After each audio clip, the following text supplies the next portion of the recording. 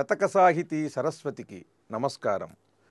ఏలికతోడి పాటేమి అయినను మేలు, తనయంతనున్న వచ్చినది మేలు. సజ్జన గోష్ఠి ఎచ్చట నిల్చినను మేలు, పరగనందరతోడి బ్రతుకు మేలు. నిజమాడనెవ్వరు నిందించినను మేలు, వినయంబు గలుగు జీవనము మేలు. ధర మీద ఇహపరార్థము చరించిన మేలు, చిరపుణ్యమెంత చేసినను మేలు.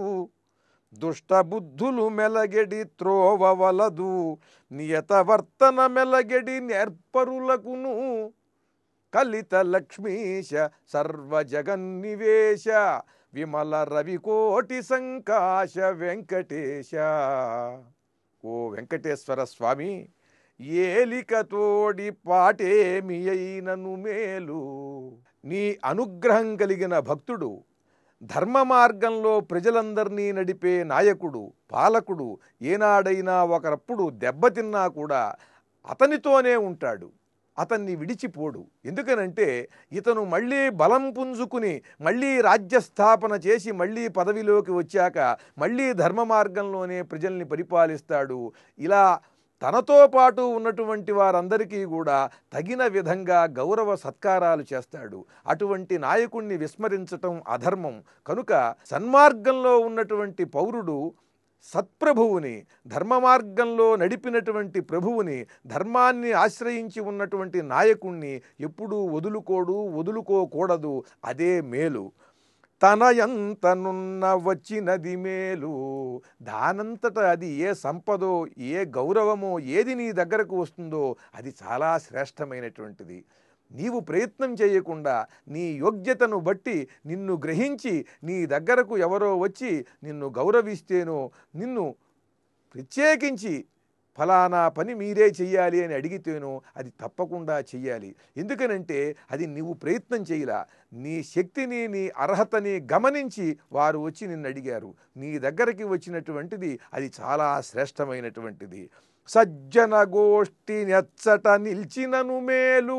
ఎక్కడ సజ్జనులు, సత్పురుషులు మంచి గోష్ఠి చేస్తుంటే, చక్కని విషయాలు మాట్లాడుకుంటుంటే అక్కడ కూర్చుని, మొదటి వరుసలో కూర్చుని హాయిగా కుర్చీకి ఆనుకుని వినవలసినటువంటి పని లేదు. నిల్చినా కూడా ఆ ప్రాంగణంలో చివర ఎక్కడో జనులందరూ కిక్కిరిసి ఉన్నటువంటి చోట కూర్చోవటానికి అవకాశం లేకపోయినా సరే, మహాద్భుతమైనటువంటి బోధలు చెబుతున్నటువంటి చోట నిల్చినా కూడా అది చాలా గొప్ప విషయం. పరగ అందరతోడి బ్రతుకు మేలు. అందరితో కలిసిపోయి జీవించటం అది చాలా శ్రేష్టమైనటువంటి పద్ధతి. అలాగే నిజమాడ ఎవ్వరు నిందించినను మేలు. నీవు నిర్భయంగా ఒక విషయం చెప్పాలనుకుంటున్నావు, ఏది నిజమో, ఏది సత్యమని నమ్ముతున్నావో అది ఎవరు నిందించినా సరే నువ్వు పట్టించుకోనవసరం లేదు. ఆ నింద నిన్నేమీ చెయ్యదు. నీవు మాట్లాడేటువంటి సత్యం ఆ నిందని తొలగించి వేస్తుంది. దీని ప్రకాశం తప్పకుండా నీవు సత్యవర్తనం, సత్యభాషణం చేసినట్టుగానే అందరికీ తెలియజేస్తుంది. వినయంబు గలుగు జీవనము మేలు.